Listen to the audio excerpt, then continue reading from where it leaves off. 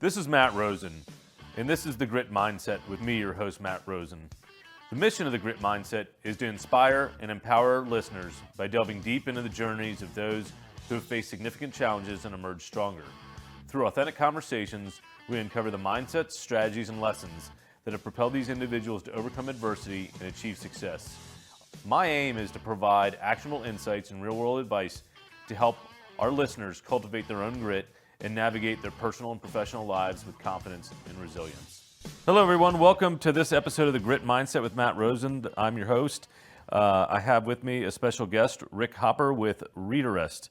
He makes these cool little devices that keep you from losing your glasses, but he's got an awesome story. I've known Rick for a good bit. I'm really excited to welcome him to The Grit Mindset. Welcome. Thanks for having me, but you said special guest. Define special. Special is you've done a lot of really cool things. In fact, you're the only guest I've had so far that's been on Shark Tank. Oh, yeah? Okay. What do you want to talk about? Well, let's talk about your life as an entrepreneur. That's what we're here. This show is all about inspiring, could-be entrepreneurs, first time, maybe 10th time, or folks that are looking to take the next step in their career. This show is all about sharing life lessons to inspire them to become more than they are. So maybe tell us about yourself and Readerest and a little bit of your story. Okay. Do you want me to start my story with little kid Rick? Absolutely. Let's hear about little kid Rick. Or drug addict Rick? Both. Let's go from little kid to drug addict to successable entrepreneur. Okay, we will cover a little bit of that. Yeah. I think it's really important to talk about little kid Rick because I was a really shy little kid, and my mind developed in a way.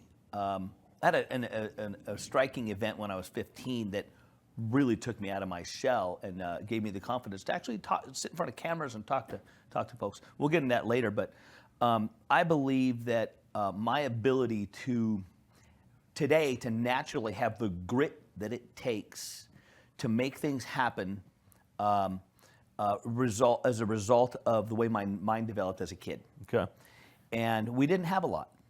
And I firmly believe, and anybody that's watching this show is probably watching other shows and is already fully aware that struggle is one of the most important development tools for human beings. Absolutely. And I had some struggle as a kid. We didn't have a lot. I had to be creative and had to be industrious. I think one of the most fun we ever had as a family is we would take a wad of paper. We'd take a piece of paper, wad it in a tight little ball. Somebody would grab a paper. We were watching sports or whatever. We have a family event, and somebody would go, hit it up in the air. 1, you hit it. 2, and the goal was to keep the wad of paper off the ground. After 4, 5, 6, 10, 15, people are diving across the room, screaming and yelling. The most epic fun you've ever had was with a wadded up wad of paper. Yeah, I think they're making commercials of that with people hitting beach balls all over the place. So that was your idea. And there's, I would get used bicycles from a what do you call it? A garage sale. Yeah. My dad would go get us a used bicycle at a garage sale, and it was heaven. Oh my God, we were so grateful for everything we had. And I think you were telling me earlier you started with a lot of odd jobs like mowing lawns. Sure, when you want to go do something or get something, I was mowing lawns when the lawnmower handle was as high as my face. I figured out how to get that lean forward and push that sucker through the grass, mow neighbors' yards and stuff. So I think struggle is really important. I think that hunger that drives people is really important. So do I get to take credit for my grit, my creativity? I think so. I mean, define what... No, I totally disagree. Yeah? I don't think we get to take credit for where we were born, who raised us. I think what we do is we manage the cards we were dealt, and some people do a little better at managing the same cards. I mean, I have 2 brothers, 1 year older, 1 year younger. I would say that neither of them have had the success that I've had, and part of it may very well be because of the people that came into my life at certain times, came into my life and influenced me in a way that they didn't get influenced. And I don't know how the recipe is created, but the recipe of Rick Hopper is an algebraic equation of my upbringing, my influences, my education, my choices, and it's a very specific recipe. Well, I think the environment can cultivate grit. I think there is an element of cultivating grit, even if you hadn't had the toughest upbringing. But I think what your story shares is the fact that you don't have to come from much to be a successful entrepreneur. But there can be an element of luck meeting opportunity. So share with us a little bit about going from childhood. You got yourself in some trouble, but then emerged in a better place. I was a good kid. Yeah. My mom, she's been gone for about 15 years, but she used to tell everybody that I was the kid that kind of raised him. I raised himself. I would get in trouble in high school because I'd come home late from Bible study. Yeah. My mom didn't know how to discipline me for that. Were you getting in trouble after Bible study? Or you were literally coming just home late. And what's crazy is you want to talk about somebody that was a Christian. I would lead people to Christ in high school. Mm-hmm. I was a good Christian. I had my girlfriend was for 3 years. Her dad was a preacher. Mm-hmm. He used to make me memorize Bible verses. I wanted to go hang out with my girlfriend. He says, "Don't come back until you got this memorized." So I memorized Bible verses so I'd go hang out with my girlfriend. Anyway, good motivator. So, incredible influence, and have a huge impact on me later in life when things really went south. I spent several years backsliding back to the point where I wound up strung out on meth. About 5 years after I got married, I tried smoking meth one time. What an idiot! Don't do it, not even once. Don't ever get involved with drugs. It took ownership of me for 2.5 years. I'm a 200-pound guy. I weighed 145 pounds smoking meth every day for 2 years. My wife kicked me out. I spent a little time on the street. I spent a little time in jail. It's kind of funny. I don't want to get into it, but if you use drugs, you're going to jail. Just leave it at that. At some point. So I got clean. I was done. A lot of people watch this like, oh, dude, I understand addiction. I have a family member that's addicted. How did you get out of it? It's like, I was done. Now, I swear by Narcotics Anonymous. It got me from the gutter to the curb. I had to make all the choices after that to create some success in my life. But most people can't do it alone. They need to lock arms with some folks that know how to get clean and stay clean. Mm-hmm. So I did that. Went to Narcotics Anonymous, learned a 12-step program, and applied it to my life. It was very powerful. So I went to work at Home Depot. I'll just give you the fast track how I went. Perfect. From little kid. Now, I tried to go to college twice. College isn't for everybody. No, it's not. I made it halfway through a semester both times. I'm not slow. School is slow, and I needed to go make money. That sounded just like the last time I said it, huh? Yeah, that's pretty good. Before the lightning struck. That was right before the lightning strike. By the way, this is our second hack. Second taping. We had a lightning strike and blew this whole building off. Anyway, so I college wasn't my thing. I did really good. I was taking a lot of units, getting straight. I mean, I was doing really well, but I was going crazy because I didn't have a clear direction. Mm-hmm. I didn't have a goal, and I needed to go make money. So what were you studying? Everything and anything: psychology, philosophy, general ed. Because I didn't have a specific goal in mind. I did not have the end in mind. Left college, went to Home Depot. What happened after that? Well, left college, went to work, went into construction. Okay. I got really good at closet organizers and doors and windows and finished carpentry and building kitchens, doing room additions. And I really love construction. I love construction. I just built a ranch up in Oklahoma. Wow. It's cool. I built built with my bare hands. After I sold my business, I had some time on my hands. Yeah.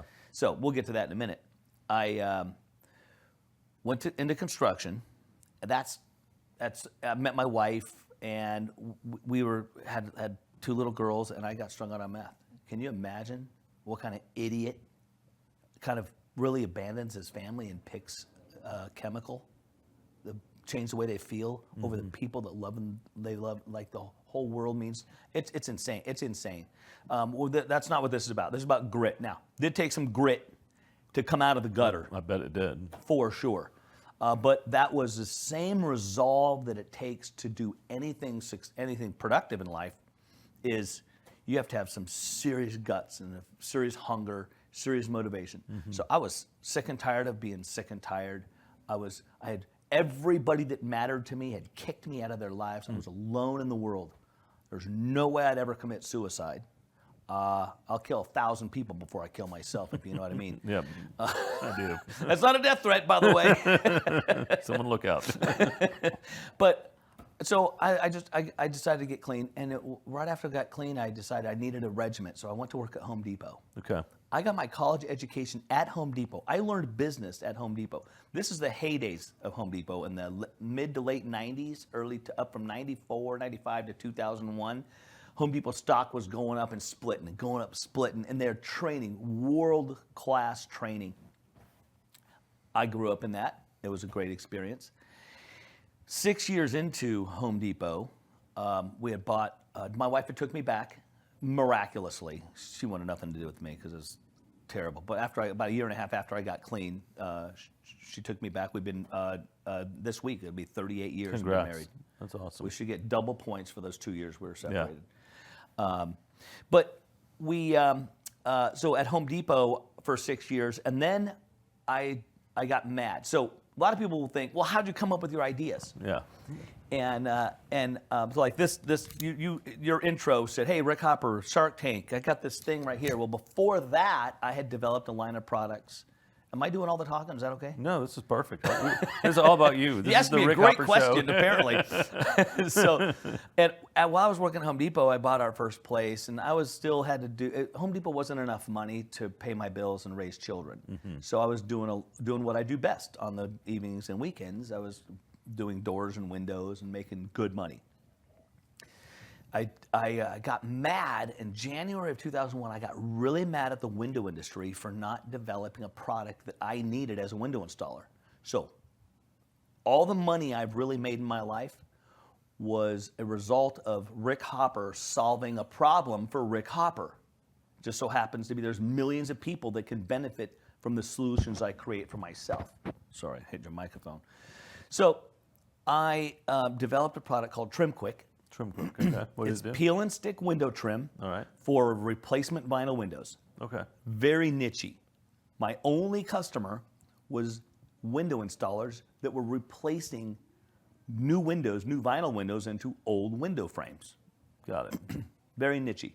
But there are riches in the niches. There are riches in the niches. And that's pretty much all I've ever done is niches. I've never done anything big like you, bro.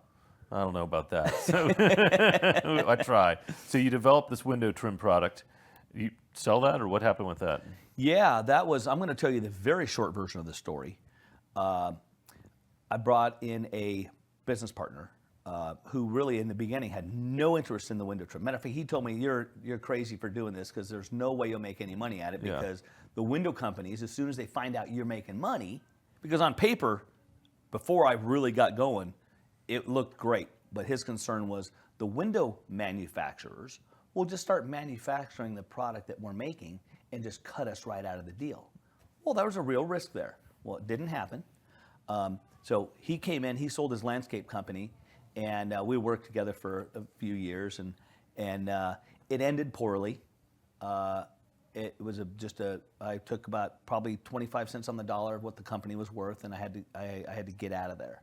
What lessons can you share with the audience about what happened there? Is there something you could have done differently? The only ship guaranteed to sink is the partnership. Yeah. Now, that doesn't have to be true. Everything other partnerships that I've done since then have been either not 50-50, or if it is 50-50, David Hammer has a clause that he puts in every deal. It's a Texas shootout, and it's powerful. What happens is if there's a disagreement, or you know what, for any reason, partnerships, everything ends. Everybody starts a partnership off holding hands, everybody's in love, and they're going right along. Well, at some point, somebody changes their mind. Somebody has an event that changes their heart. Their motives change. Right. Their whatever. And somebody wants out, or somebody wants it all. That's okay. Everything changes and everything ends. So if you take a scenario where you don't have to even appraise the company to see what it's worth. If somebody wants it, or somebody wants you out, or somebody wants out, you make an offer. So the person making, you know the shootout clause? No, I know David Hammer, but he never covered the shootout yeah, no, clause this is with me. amazing. This is a great tool. I put it in every deal. So you take the the offering party say, I want to make you an offer. Me making you an offer for the company puts you in the driver's seat because you get to choose whether or not you take the money or you buy it from the person making the offer for the amount that they offered. Self-purifying process. Isn't that great? So that's great. I would say, to answer your question, the biggest learning experience with the partnership breakup would have been if we had determined every 6 months to have a conversation about the relationship and the business, the direction of the business. Do you want stay in? Do you want out? Who should we sell? Should we continue to grow? How fast should we grow? Should we, have a conversation about it? Because if you when you start a relationship in business, if you go, hey, listen, we're going to go down this highway together, but we're going to predetermine there's going to be a bunch of off ramps. Yeah. And you go, hey, we're going to get off every 6 months. We're going to get off and have a conversation. If one of us wants to stay off and the other one gets back on and keeps going, great. If we want to get back on together, we can get back on together. So that would have been a really healthy thing to factor in. That's really wise counsel. And there are a lot of great partnerships out there. I personally decided to start my business without one. I felt like that was the best path, and I think if you can do it, it's a great way to go. But others like to have people around them that complement, their strengths and weaknesses. So it can work, but I like having the Texas shootout clause, or again, just reevaluating the state of the relationship every so often. So you went on from that company and you started Readerest. And for those that can't see, I've got one of these awesome devices in my hand. I'm going to give it to my wife to have her readers with her always, because every time I go to dinner, she can't ever see anything. And we'll see if she listens and catches that I was making fun of her. Our trade show booth has a big, giant words that says, "Where are my glasses?" Giant, "Where are my glasses?" Because that's the number one thing people say. And that's really the same thing. Rick Hopper solved a problem for Rick Hopper. Yeah. I had started wearing reading glasses. You put them in your shirt collar, and you bend over, they fall out. Yep. You put them in your pocket, you bend over, they fall out. Or they end up in the toilet, something awful. All the time. Yeah. I've heard every story imaginable now that we've been doing this for a while. When did you start the company? I got the patent in 2010, and I really launched in at first of 2011. And then, I don't know if you did mention I was on Shark Tank. I did. I got lucky, bro. Yeah. A lot of people, everybody watching this says, how do you get on Shark? I got an idea for a product. How'd you get on? How did you get on? I got lucky. I lied and cheated to get on the show. Okay, and I think everybody should. So tell us about that. Condoning bad behavior. Well, so I don't watch a lot of TV, so I'd never seen Shark Tank. In the third season was they were about to tape the third season. Okay. I didn't know that, but for about 6 months. So when I started in probably January 2011, I grew up in Southern California, and I started the company in California. Okay. And I wanted to test the market. Who's my customer? What's my price point? So I started doing trade shows like street fairs, farmers markets, gun show, golf show, home show, quilt show. I don't care. Wherever there was thousands of people walking down the street, I had my little booth set up, and people would throw money at me all day long. Oh my gosh, it was people. And I'd love to tell you some stories about how people react to the product, because it's the funniest thing because people walk up to your booth and they're looking at it, they don't know what it is because it's a new thing. And it's not like that other, it's not one of those. It's not another one of those. It's just, what is it? Where are my glasses? A lot of people walking down the street would look at the where are my glasses sign, walk by, and they're like, Looking for their they'll glasses. start subconsciously looking for their glasses. Anyway, while I was doing all these trade shows for 6 months, thousands of people said the same thing. Dude, you got to get on Shark Tank. I'm like, okay, everybody but me knows about Shark Tank. Finally, I looked up, I did a little search. I watched a couple 2-minute snippets of the show, and I go, wow, this is really big. So I looked online. I figured out, I went to their website or whatever, and I looked at their process, and it was to submit your idea, your product, whatever. So it said, attach a domain, a brief description, a domain if you have it, so they can look at your product. And then they said, do not send videos, do not send samples, do not, right? So but attach a picture of yourself. So in my email submission, in the body of the email, I said, if you want to see a picture of me, click on this link. It was a moving picture. Anybody that's over 30, I think they know what a moving picture means. It's a video. Right under where it says, don't send videos. Sure enough, a week and a half later, I get a call from the head producer. And first thing he says, this is so-and-so with Shark Tank. Nice video. I'm like, do you like it? He goes, yeah, actually, it was a great video.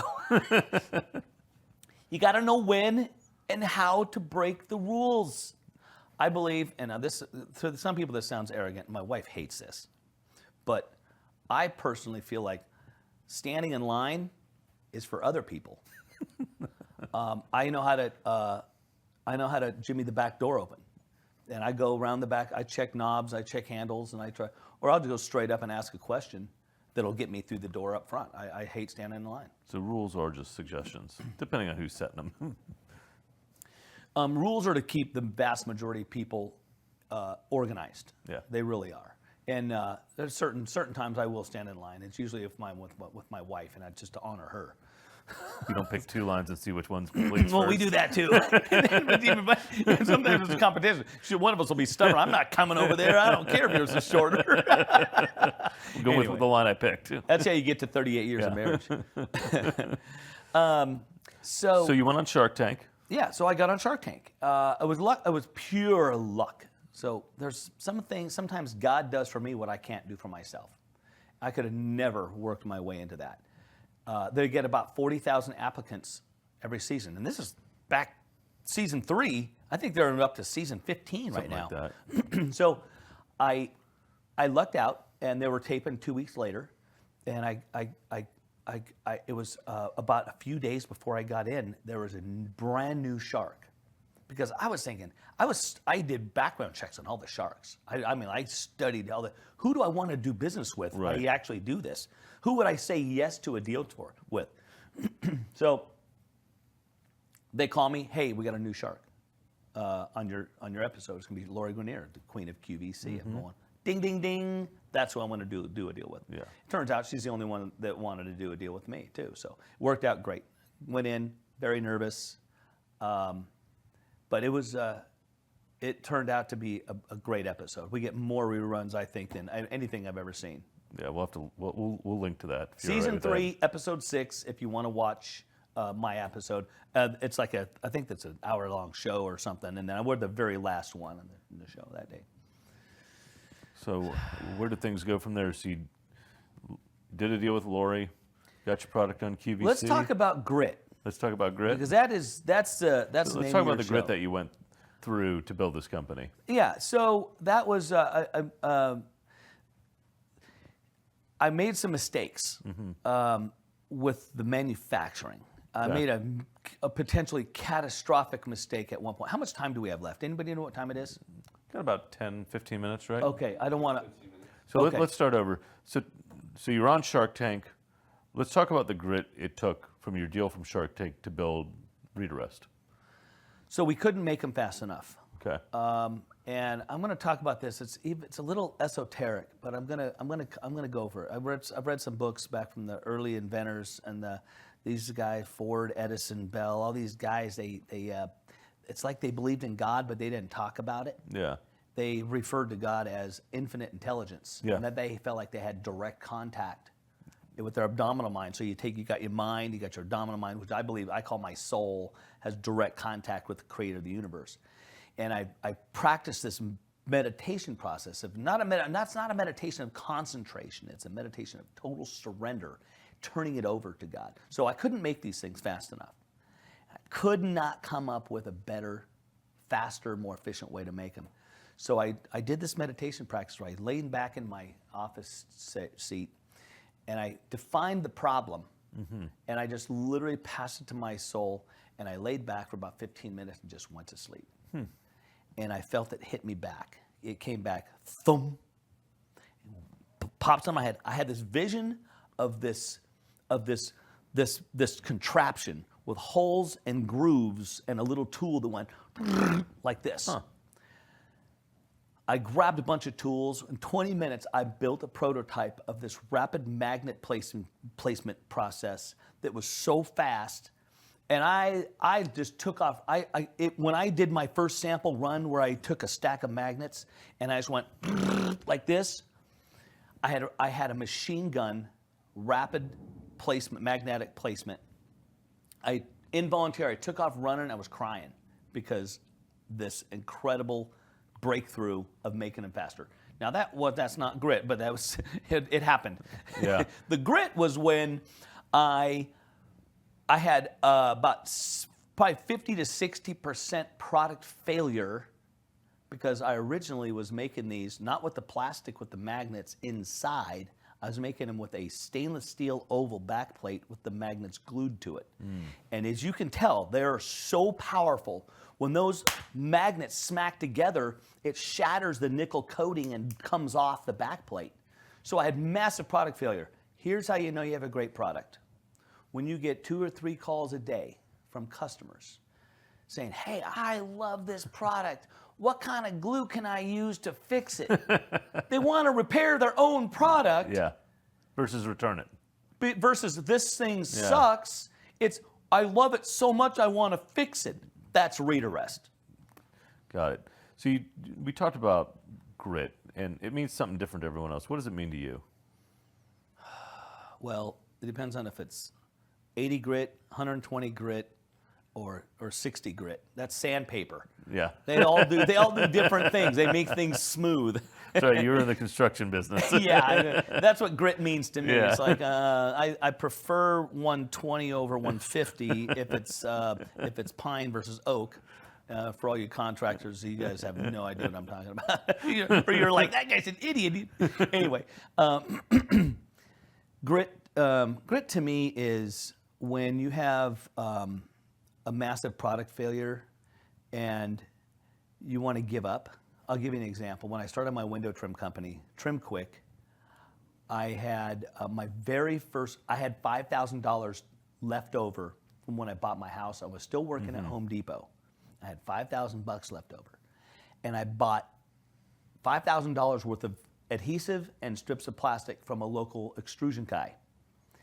I told him exactly what I wanted, and he made something originally that wasn't the right shape, and it was falling off the windows. So my first few customers, I went out and sold $20,000. I turned $5,000 into $20,000 in a week. I'm thinking, oh my God, this is my big break. I'm going to be able to quit Home Depot, and I'm going to go make millions. Yeah. I'm going to be a millionaire, finally. What's that like, bro? Anyway, so my customers all started calling saying, hey, come get this stuff. I want my money back. This is terrible. So all of my customers hated the product. I went to bed crying. Literally, I'm laying on my back, tears rolling down my face into my ears, filling my ears with tears, laying on my back. My big break is over. About 2 a.m, I hear this voice. I've heard it 3 times in my life. This was, get up. Every 4 or 5 seconds, get up. And it got louder and louder. Get up. I was tripping. So I throw the covers off. I stand up. My wife's sleeping next to me. I stand up next to the bed. I'm up. That was it. It was over. The voice was gone, but I was up. And then, but I knew what I had, the thought of what I had to do next became real. You just had to get out of bed to make it happen. I had to get up. So I got up. I got tears in my eyes just thinking about the 3 times I've heard this voice. So I go to my computer. I do a couple things. This is like beginning of computer days. It's 2001. I don't know if you guys remember computers. Oh, yeah. Big old boxes. Dial-ups. Like Chinese or something. 56K. So the next day I knew what I had to do. I went down to this guy who had a big company. I was a nobody. He has tons of customers, has made millions of dollars. I'm a nobody. This kid working at Home Depot. I walk in there. I had a little sample of the product, and I handed it to him. I handed him my drawing that I had given him. I said, do you see a problem here? And he goes, yeah. So I'm like, what are you going to do? He's like, I'm going to make you all new stuff. I said, I need you to buy the adhesive too, because you wasted it. And he's like, can you get it for me? I said, I can get it. I've already checked. I can get it today. I went over and picked it up. It was like in a different town over. Boom, grabbed the adhesive. He made this stuff. I grabbed all this new product that was made right this time, because you can't put a radius surface onto a flat surface and expect it to stick. Right. Flat on flat with full contact adhesive works. And I knew the product was great because I sampled it out. So I immediately, within a couple days of all my customers being mad at me, I got on my horse and went and replaced the product with perfect product. They all loved it and became lifelong customers. That's awesome. Grit. Yeah, that is some amazing grit. I mean, you were down and out. Customers were pissed. You got out of bed. You redesigned it. You made it happen. You fix it. Yeah. So for those that are out there listening that are thinking about taking the first step in their entrepreneurial journey, what do you recommend? What are some lessons learned you'd share with them? Stay home. Just lay down. Just don't do anything. Yeah. That's not true at all. You can do it. There's a video of, I think it's, what's his name? The Do It video. It'll come to me in a minute. Do it. I'm so mad at Nike for stealing my phrase, because that really, just do it, is so powerful.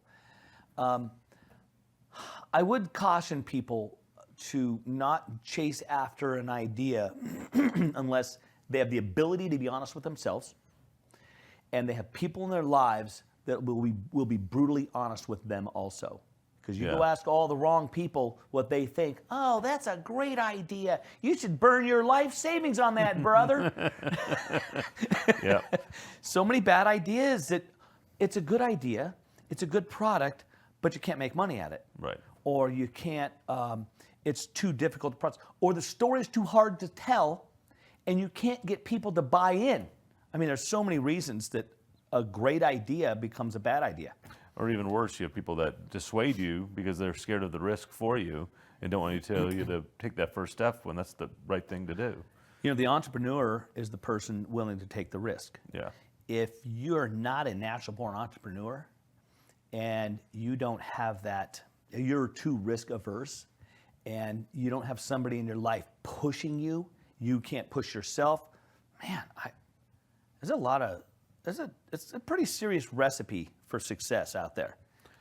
Yeah, you and I were both part of an entrepreneurial course, Biz Owner Ed. Yeah. You talk just a little bit about that, what that's done for you? And Sure. Share that Biz with our Owners listeners. Ed is a Dallas-based, it's an in-person program in DFW area. We meet at Grapevine Convention Center once a year for 10 weeks.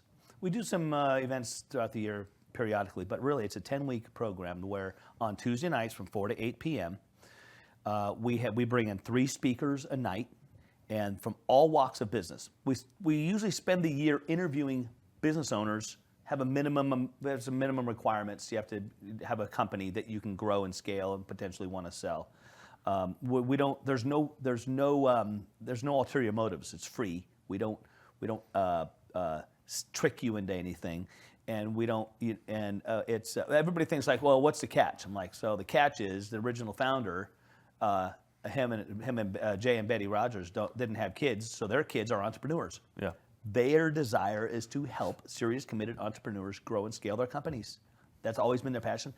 They've started 20 companies. They've sold them. Amazing people. They've done very well, incredible. So they fund the program, and it's incredible. So what we do is throughout the year, we interview 20 or 30 business owners, and we select 12. That's the class. And then anybody that didn't make the cut, or that might make it next year, or that just really isn't qualified, but they really have a desire to learn about business, they can sit in the gallery. So there's anywhere from 100 to 200 people in the room. There's a class that gets to interact with the instructors. We call them speakers, mentors, but we do have, it's more of a mentorship program than it is a curriculum. We don't have a real curriculum. We bring in experts from pretty much all walks of business, and they bring in their wisdom and experience, and they share it with the class. Yeah, I think it's a great resource for entrepreneurs, and it's awesome that you're running it and encouraging others. I'm going to interrupt you. Biz Owners Ed, if anybody's interested, we've had people fly in every week from New York or Florida to be in the class. They want to come, even though they're not local, they've got the money to come in and do it. Biz Owners Ed, B-I-Z, owners, plural, ed, bizownersed.org. Check us out. There's a join us button. You can apply for the class. Yeah, we'll make sure we get a link to it in the post for sure. Yeah. That's awesome.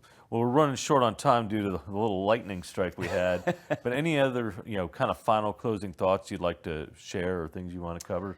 Yeah, when I do a fair amount of public speaking, and I always make sure, I always ask, hey, who wants to be a millionaire? And then I ask, who wants to be happy?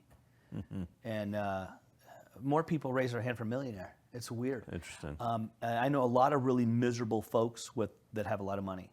And I'm the happiest guy I know. I laugh more than anyone I know. My tombstone is going to read, Rick Hopper. He could have made more money, but he couldn't have had more fun. That's great. And I think it's when you think about how you make people feel every day in every room you walk into. I know I can't change the world, but I know for a fact I can change every room I walk into by lifting people up. Yeah. I think that's really what life is. Yeah, about lifting up others, helping them be successful. Well, Rick, it's been a pleasure having you on this episode of The Grit Mindset. Listeners, hopefully you took some good lessons away from mowing lawns to, an addict to Home Depot to starting 2 successful companies. Rick's got a lot of great stories he's shared and a lot of awesome life lessons. Thanks again for coming on. We'll make sure we get some links to Biz Owner Ed. And for those of you out there, stay gritty.